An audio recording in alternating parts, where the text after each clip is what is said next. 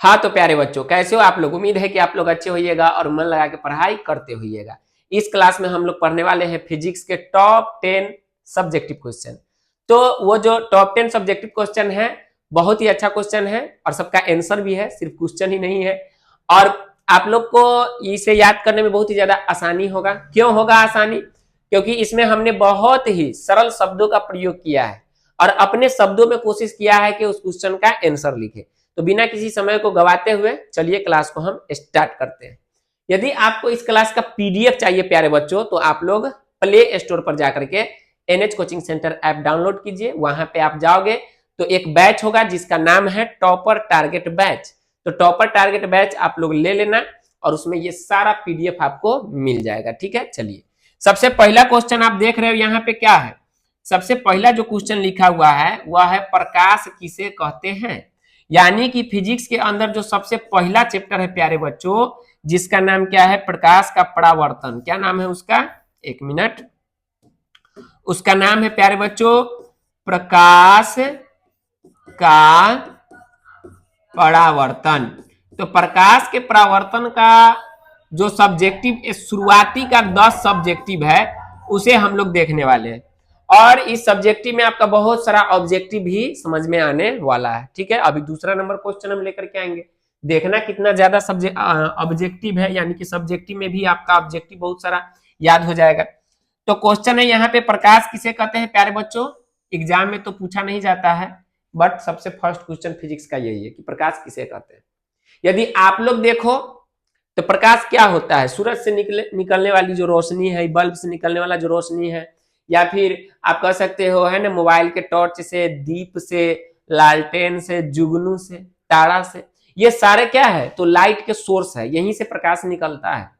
और यदि प्रकाश निकलना बंद हो जाए तो क्या होगा? हम पूरा दुनिया क्या हो जाएगा? अंधेरा अंधेरा हो जाएगा और हम लोग किसी भी चीज को अच्छे से देख नहीं पाएंगे। तो किसी भी वस्तु को देखने के लिए प्रकाश का होना बहुत ही ज्यादा जरूरी है। ऐसे जब हम डिटेल क्लास कराएंगे तो आपको हम बताएंगे बढ़िया से। ठीक है, बट आज सब्जेक्टिव है तो जल्दी जल्दी से इसको देखते हैं और खत्म करके आगे बढ़ते हैं। ठीक है, तो यहाँ पर क्या है, प्रकाश किसे कहते हैं प्यारे बच्चों? तो आपको हो कि प्रकाश एक माध्यम है। यह एक क्या है? माध्यम है। ठीक है, जिसकी सहायता से हम किसी वस्तु को देखते हैं। यदि आपसे कोई पूछे प्रकाश किसे कहते हैं तो याद करो, साथ में याद भी करो और धीरे धीरे स्वर में बोलो भी कि प्रकाश एक माध्यम है जिसकी सहायता से हम किसी वस्तु को देखते हैं। प्रकाश नहीं रहेगा, हमारे पास आंख भी अच्छा रहेगा, वस्तु भी रहेगा, दिखाई नहीं देगा। प्रकाश का होना बहुत ही ज्यादा जरूरी है किसी भी वस्तु को देखने के लिए। ओके प्यारे बच्चों, एक बार और देखो आप लोग कि प्रकाश एक माध्यम है जिसकी सहायता से हम किसी वस्तु को देखते हैं। सब कुछ के पास गुण होता है, प्रकाश के पास भी गुण है, और गुण नहीं भरपूर गुण है, बहुत सारा गुण है इसके पास।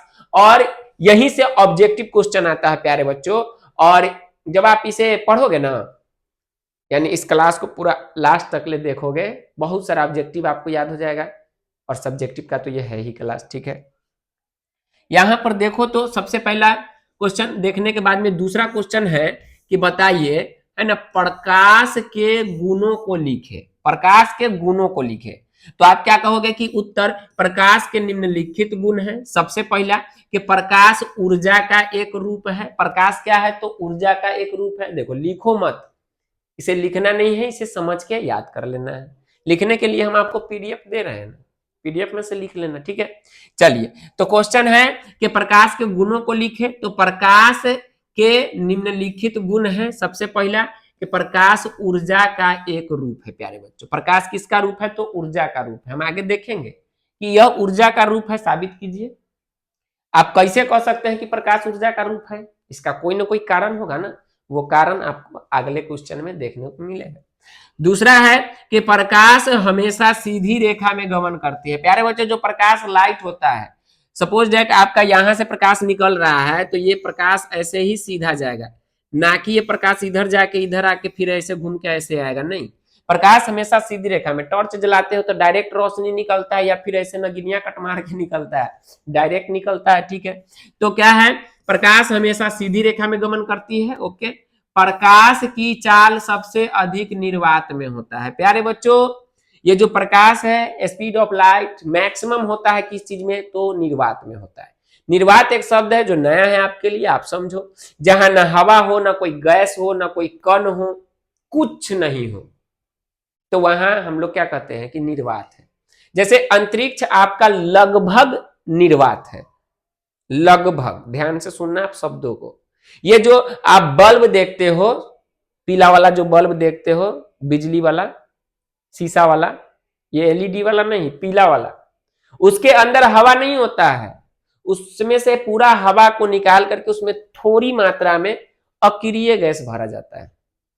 आप उसे भी लगभग निर्वात मान सकते हो, लगभग, ठीक है। थर्मस का बोतल देखे हो लगभग निर्वात है।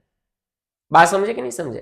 तो ये सब निर्वात के कुछ उदाहरण हैं जहां क्या होता है प्यारे बच्चों, तो प्रकाश की चाल सबसे अधिक होती है। आपको सर थर्मस निर्वात है, जब आप डिटेल में पढ़ोगे ना गहराई से, तब आपको समझ में आएगा कि कहां पर कैसे निर्वात है। फिलहाल अभी बस आपको इतना समझना है, ज्यादा दिमाग नहीं लगाना है, आपको साइंटिस्ट वैज्ञानिक नहीं बनना है। आप इतना समझो कि प्रकाश की चाल सबसे अधिक कहां होती है, निर्वात में होती है। 10th कर लीजिएगा, उसके बाद में हम लोग वैज्ञानिक बनेंगे प्यारे बच्चों, ठीक है। चलिए अब देखते हैं अगले क्वेश्चन चौथा में, कि भिन्न भिन्न माध्यमों में प्रकाश की चाल भिन्न भिन्न होता है। मतलब क्या प्यारे बच्चों के प्रकाश की जो चाल होती है वह अलग अलग माध्यमों में अलग अलग हो सकता है। हो सकता है कि सबसे ज्यादा प्रकाश की चाल कहाँ है, निर्वात में है, तो इसका मतलब ये नहीं है कि कांच में भी उतना ही स्पीड से प्रकाश चलेगी, नहीं। कांच में अलग होता है, पानी में अलग होता है ना। ऑयल तेल हो गया, केरोसिन तेल हो गया, उसमें अलग, यानी कि अलग अलग माध्यमों में प्रकाश की चाल अलग अलग होती है, ठीक है। अब देखिए 5वां नंबर क्या कहता है कि निर्वात में प्रकाश का वेग जो होता है 3 गुने 10 के पावर 8 मीटर पर सेकेंड होता है। मतलब यह कि यह 1 सेकेंड में 3 लाख किलोमीटर जा सकता है प्यारे बच्चों। बहुत ज्यादा है, बहुत ज्यादा। 1 सेकेंड में प्यारे बच्चों 3 लाख किलोमीटर, मतलब आप सोच के देखो कितना ज्यादा है, 3 लाख किलोमीटर, बहुत ज्यादा है। अब देखो आगे क्या है कि प्रकाश एक विद्युत चुंबकीय तरंग है प्यारे बच्चों, यानी कि जो प्रकाश है वह विद्युत चुंबकीय तरंग है। कहोगे कैसे तरंग है, साबित कीजिए, क्या होता है विद्युत चुंबकीय तरंग? प्यारे बच्चों वैसा तरंग जिसमें है ना विद्युत शक्ति और चुंबकीय शक्ति दोनों मिल करके आगे बढ़ता है, उसे हम लोग विद्युत चुंबकीय तरंग कहते हैं। और प्रकाश के पास ये क्या है, ये गुण पाया जाता है, ठीक है। और जब आप हायर क्लास में जाओगे, इससे आगे वाले क्लास में, तो आप और भी डिटेल में इसके बारे में पढ़ोगे, ठीक है। फिलहाल ऑब्जेक्टिव में इतना ही पूछेगा। प्रकाश एक अनुप्रस्थ तरंग है, ऑब्जेक्टिव में आएगा कि प्रकाश अनुप्रस्थ तरंग है कि अनुदैर्घ्य तरंग है, आप कहना कि अनुप्रस्थ तरंग है, ठीक है। चलिए उसके बाद में आप यहां देख सकते हो 8वां नंबर है कि प्रकाश यदि किसी चिकनी और चमकीली सतह से टकराती है तो पुनः उसी माध्यम में लौट जाती है। यानी कि प्रकाश यदि, ठीक है, ये प्रकाश है और हमने यहाँ पे एक शीशा लगा दिया, तो यहाँ पे जब ये टकराएगा तो फिर इसी माध्यम में क्या हो जाएगा, यानी इधर गया और टकरा के फिर इधर आ गया। यानी कहने का मतलब ये समतल दर्पण था तो डायरेक्ट आ गया प्यारे बच्चों। तो जो प्रकाश, अब जैसे देखते हो हमारे हाथ में आईना रहता है, सूरज से निकलने वाला रोशनी आता है, इस पे टकरा के फिर उधर जाता है, तो ये क्या हो रहा है, आया, टकराया और उधर गया। इसी को तो प्रकाश का परावर्तन कहते हैं प्यारे बच्चों, ठीक है। तो क्या दूसरा नंबर क्वेश्चन समझ में आ गया कि प्रकाश के गुणों को लिखे, तो आप इतना फटाफट लिख देना, ठीक है। अब चलते हैं तीसरे नंबर क्वेश्चन की तरफ। कहेगा कि प्रकाश ऊर्जा का एक रूप है, इस कथन को स्पष्ट कीजिए, साबित कीजिए कि प्रकाश एक ऊर्जा का रूप है। आप कैसे कह दिए हो, है ना, तो आइए ना साबित कर देते हैं। थोड़ा सा देखिए, इस चीज को आप बहुत सारे उदाहरण से समझ सकते हो, बट एक उदाहरण जो आसान वाला था ये है कि प्रकाश में ऊर्जा होता है क्योंकि यह ऊष्मा उत्पन्न करता है। कहोगे कैसे? उदाहरण के लिए सूर्य के प्रकाश से पृथ्वी को, है ना, गर्म करता है। यानी जो सूर्य का प्रकाश है, सूर्य के प्रकाश पृथ्वी को क्या कर देता है, गर्म करता है। और पौधे प्रकाश संश्लेषण की प्रक्रिया द्वारा भोजन बनाते हैं। यदि प्रकाश में ऊष्मा नहीं होता तो क्या पेड़ पौधा खाना बना पाता? अगर इसमें ऊष्मा नहीं है, ऊर्जा नहीं है, तो ये धरती गर्मी में इतना गर्म क्यों होता है? समझ रहे हो? और भी बहुत सारा उदाहरण है, जैसे मान के चलिए ये हमारा इलेक्ट्रिसिटी देख लो आप, ये जो अभी बल्ब जल रहा है तो ये कैसे जल रहा है?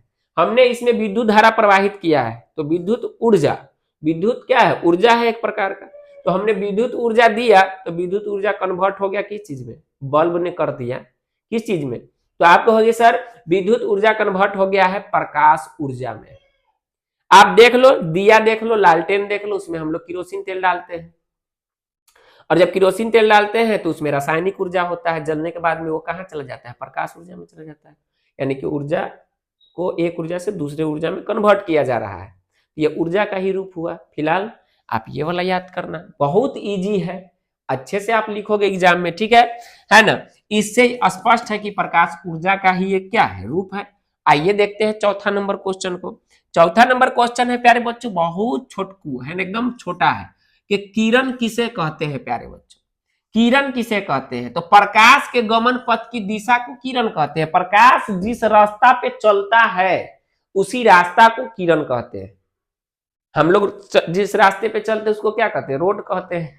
प्रकाश जिस रास्ते पे चलता है उसको किरण कहते हैं, यानी कि है ना, प्रकाश के गमन पथ की दिशा को हम लोग क्या कहते हैं, कि प्रकाश इधर जा रहा है ये किरण है, प्रकाश इधर जा रहा है यह एक किरण है। क्लियर, चलिए अब अगला क्वेश्चन देखते हैं, पांचवा नंबर क्वेश्चन है कि किरण पुंज किसे कहते हैं और यह कितने प्रकार का होता है, वर्णन करें।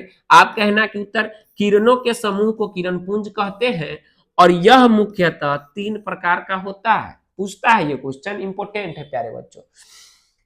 पहला, समांतर किरण पुंज, क्या कहोगे कि जिस किरण पुंज की सभी किरणें समांतर होती है उसे समांतर किरण पुंज कहते हैं, ठीक है।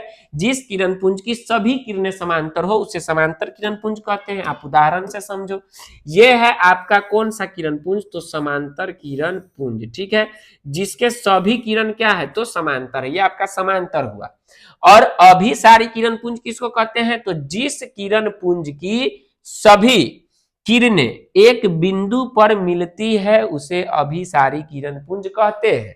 अब इसका उदाहरण देखो आप लोग, मान के चलो ये कोई बिंदु है, इधर से कोई किरण आया यहीं पे आ गया, फिर इधर से कोई किरण आया यहीं पे आ गया, फिर इधर से कोई किरण आया यहीं पे, यानी कि विभिन्न दिशाओं से आकर के किरण क्या होता है, यहाँ पे एकत्रित होता है, उसे हम लोग अभिसारी किरण पुंज कहते हैं। देखो हमने लिखा है कि जिस किरण पुंज की सभी किरणें एक बिंदु पर मिलती है उसे अभिसारी किरण पुंज कहते हैं, बहुत आसान शब्द है। उसके बाद देखो सी, अपसारी किरण पुंज के जिस किरण पुंज की सभी किरणें एक बिंदु से निकलकर विभिन्न दिशाओं में फैल जाती है उसे अपसारी किरण पुंज कहते हैं। यानी एक बिंदु से निकल करके विभिन्न दिशाओं में फैल जाती है। जैसे कि यहीं पे आप उदाहरण देखो, यहाँ पे हम एक उदाहरण आपको दिखाना चाहेंगे प्यारे बच्चों, जो कि काफी ज्यादा इजी है। देखो यहाँ पे एक बिंदु है, इसमें क्या हो रहा है कि विभिन्न दिशाओं से आकर एक बिंदु पे मिल रहा है, इसमें एक ही बिंदु से चारों साइड फैल जाएगा, यानी कि तीर का चिन्ह अब बाहर के साइड में आप ऐसे मारोगे, ठीक है, कि बिंदु से निकल के उधर जा रहा है, इधर जा रहा है, इधर जा रहा है, यानी कि जिस किरण पुंज की सभी किरणें एक बिंदु से निकलकर विभिन्न दिशाओं में फैल जाती है उसे अपसारी किरण पुंज कहते हैं। नेक्स्ट क्वेश्चन हमारा क्या कहता है कि प्रदीप्त या, बहुत इजी क्वेश्चन, प्रदीप्त या अप्रदीप्त है ना, नहीं, प्रदीप्त या आत्मदीप्त। प्यारे बच्चों, एक प्रदीप्त पदार्थ होता है, एक अप्रदीप्त होता है, लेकिन यहाँ पे प्रदीप्त या आत्मदीप्त दोनों एक ही नाम है, अलग अलग किताबों में अलग अलग नाम लिखा जाता है। उत्तर है कि वे पदार्थ जो स्वयं प्रकाश उत्सर्जित करते हैं प्रदीप्त पदार्थ कहलाते हैं। उदाहरण के लिए सूर्य अपने से प्रकाश को क्या करता है, उत्सर्जन करता है, यानी उससे प्रकाश निकलता है, ठीक है। और है एक तारे, दीपक, सूर्य भी एक प्रकार का तारा है, जुगनू से भी प्रकाश स्वयं निकलता है, आप देखे होंगे, ठीक है। तो दीपक इत्यादि, ठीक है, ये सब कौन सा हो जाएगा, तो ये प्रदीप्त पदार्थ के उदाहरण हो जाएगा। अगला क्वेश्चन है, क्या है वह कि अप्रदीप्त या अदीप्त पदार्थ किसे कहते हैं, तो वे पदार्थ जो प्रकाश उत्सर्जित नहीं करते हैं अप्रदीप्त पदार्थ कहलाते हैं। उदाहरण के लिए पत्थर हो गया, टेबल हो गया, कुर्सी इत्यादि। क्या ये सब प्रकाश निकालता है जी, नहीं जी, ये सब प्रकाश नहीं निकालता है, इसलिए ये सब कौन सी हो गया, अप्रदीप्त पदार्थ हो गया। यानी जिस वस्तु से प्रकाश निकल रहा है वो प्रदीप्त पदार्थ है, जिस वस्तु से प्रकाश नहीं निकल रहा है वो अप्रदीप्त पदार्थ है। आप कहोगे सर बल्ब, तो बल्ब जलती हुई रहना चाहिए, बंद बल्ब भी हो सकता है, जलती हुई मोमबत्ती होना चाहिए, जलती हुई क्या होना चाहिए, तो दिया होना चाहिए। ये सब के सब क्या है, तो प्रदीप्त पदार्थ के उदाहरण है। वही भुता दो तो आप अप्रदीप्त पदार्थ में चला जाएगा वो। तो ये सब चीज बढ़िया से आप समझना है, ठीक है। चलिए अगले क्वेश्चन की तरफ चलते हैं। 8वां क्वेश्चन है कि चंद्रमा एक अप्रदीप्त पदार्थ है कैसे। चांद को आप सर अप्रदीप्त पदार्थ कह रहे हो, क्यों? क्या चांद से रोशनी नहीं निकलता है? रात में तो पूरा जग जग जग जग रहता है, हम लोग तो खेलते हैं उसमें, उसके रोशनी में खेलते हैं। नहीं प्यारे बच्चों, चांद से रोशनी नहीं निकलता है। तो फिर क्या होता है वो समझो। चंद्रमा एक अप्रदीप्त पदार्थ है क्योंकि यह प्रकाश उत्सर्जित नहीं करता है, बल्कि वह अपने पर पड़ने वाले सूर्य प्रकाश को परावर्तित कर देता है। प्यारे बच्चों, ये रहा हमारा पृथ्वी, ये रहा चंद्रमा और ये रहा सूर्य। तो सूरज से रोशनी गया किस पे, चांद पे, ये हमारा सूर्य है, ठीक है, सूर्य। ये रहा हमारा पृथ्वी जिसपे हम लोग रहते हैं, ये हो गया हमारा चांद, ठीक है। तो यहां सूरज से रोशनी निकल के गया कहां, चांद पर, और चांद क्या करता है, तो रिफ्लेक्ट कर देता है किस चीज पे, पृथ्वी पर। यानी कि रोशनी यहां से यहां गई और फिर यहां से धरती पे आ गया। तो इस धरती के इस साइड दिन होगा क्योंकि ये तो डायरेक्ट आ गया रोशनी, लेकिन यहां से टकरा के इधर जो आ रहा है इधर रात होगा। तो आप शीशा में भी तो देखते हो, क्या शीशा से अपने से रोशनी निकलता है? नहीं, सूरज के रोशनी आता है शीशा पे और टकरा करके फिर कहाँ जाता है, किधर जाता है, तो वहां पे लगेगा कि रोशनी शीशा से निकल रहा है। अभी फेस पे पड़ा होगा तो आपको महसूस हुआ होगा कितना तेज रोशनी रहता है ना। वैसे करना भी मत, जल जाओगे, ठीक है। अब ये चीज समझ में आ गया कि चंद्रमा क्या है, तो एक अप्रदीप्त पदार्थ है क्योंकि ये सूरज से निकलने वाली रोशनी को क्या करता है, तो हमारे तरफ भेजता है, धरती की तरफ भेजता है।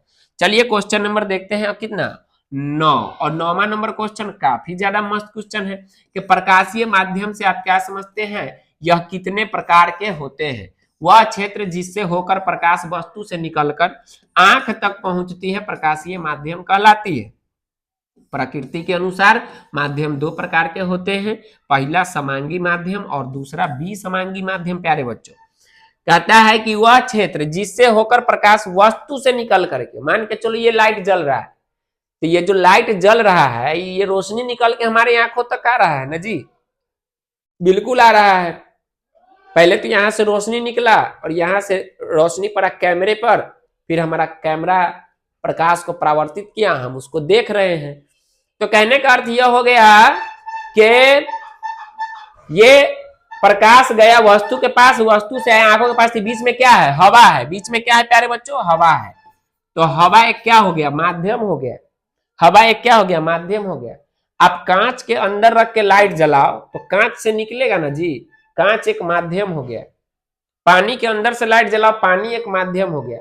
तो कोई भी चीज है जिससे प्रकाश निकलकर हमारे आंखों तक पहुंचती है, यानी देखो कि वह क्षेत्र जिससे होकर प्रकाश वस्तु से निकलकर आंख तक पहुंचती है प्रकाशीय माध्यम कहलाता है। प्रकृति के अनुसार माध्यम 2 प्रकार के होते हैं, एक समांगी माध्यम, दूसरा विसमांगी माध्यम। अब जैसे आप देख लो हवा, तो हवा क्या हो जाएगा प्यारे बच्चों, हवा हो जाएगा आपका विसमांगी माध्यम, कांच हो जाएगा आपका क्या चीज, समांगी माध्यम। बात समझ में आया कि नहीं है? तो अब चलते हैं अगले क्वेश्चन 9 के बाद 10 में। 10 नंबर क्वेश्चन देखो कितना मस्त क्वेश्चन है, एकदम इजी इजी क्वेश्चन है, अच्छा क्वेश्चन है। पारदर्शी, अपारदर्शी और पारभासी पदार्थ को परिभाषित करें। हम लोग बचपन से पढ़ते आ रहे हैं कि सर जी जिस वस्तु से होकर के है ना हम आर पार देख सकते हैं वो पारदर्शी है, जिससे आर पार नहीं देख सकते हैं वह अपारदर्शी है, और जिससे धुंधला दिखाई दे, थोड़ा बहुत दिखाई दे, तो वो पारभासी है। लेकिन अभी हम प्रकाश चैप्टर पढ़ रहे हैं तो प्रकाश के आधार पर उसको परिभाषित करेंगे। क्लियर प्यारे बच्चों? देखो पारदर्शी पदार्थ किसे कहते हैं, तो जिन पदार्थों से होकर प्रकाश पूर्ण रूपेण गमन है ना, यानी आर पार निकल जाता है। पहले क्या कहते थे कि जिस वस्तु से हम आर पार देख सके, ठीक है। अब क्या कर रहे हैं कि जिस वस्तु से प्रकाश आर पार निकल सके, थोड़ा सा अंतर है। ठीक है। जिस वस्तु से प्रकाश आर पार निकल सके, पूरा निकल जाए, पारदर्शी पदार्थ कहलाता है। जैसे कांच हो गया, पानी हो गया, हवा हो गया, ठीक है। अपारदर्शी पदार्थ किसे कहेंगे? तो जिन पदार्थों से होकर प्रकाश बाहर नहीं निकल पाता है अपारदर्शी पदार्थ कहलाता है। जैसे पत्थर हो गया, ईंट हो गया। क्या पत्थर ईंट से इधर से टॉर्च जलाओगे तो उधर निकल जाएगा? नहीं निकलेगा, कांच से निकल जाएगा, ठीक है। पारभासी पदार्थ किसे कहेंगे? तो जिन पदार्थों से होकर प्रकाश का कुछ अंश बाहर निकल जाता है पारभासी पदार्थ कहलाता है। जैसे तेल लगा हुआ कागज हो गया, घिसा हुआ कांच हो गया। यानी कांच को यदि आप ऐसे रख के रगड़ दोगे तो वो तो घिसटा गया ना, अब उससे रोशनी मारोगे तो कुछ निकलेगा, कुछ नहीं निकलेगा। तो ये थे टॉप 10 क्वेश्चन प्यारे बच्चों। उम्मीद है कि आपको अच्छा लगा होगा। यदि आप चाहते हो कि इन सभी क्वेश्चन का पीडीएफ ले प्यारे बच्चों, तो पीडीएफ लेने के लिए आप लोग क्या करोगे? प्ले स्टोर पर जाना और लिखना क्या चीज प्यारे बच्चों? प्ले स्टोर पर जाने के बाद में आपको लिखना है NH कोचिंग सेंटर। क्या लिखना है? NH, ठीक है, कोचिंग, 2 रंग का लिखा रहा है, कोचिंग, ठीक है, सेंटर। ये रहा आपका ऐप, प्ले स्टोर पर मिलेगा। आप लोग इसे डाउनलोड कर लेना और डाउनलोड करने के बाद में एक कोर्स होगा टॉपर टारगेट, क्लास 10 सिलेक्ट कर लेना, ठीक है, और कोर्स ले लेना। सारे विषय का पीडीएफ आपको मिल जाएगा, बहुत ही सरल भाषा में। अभी हम आपको और भी बहुत सारा क्वेश्चन पढ़ाने वाले हैं। तो मिलते हैं नए टॉपिक के साथ में नए वीडियो में। तब तक के लिए टाटा बाय बाय।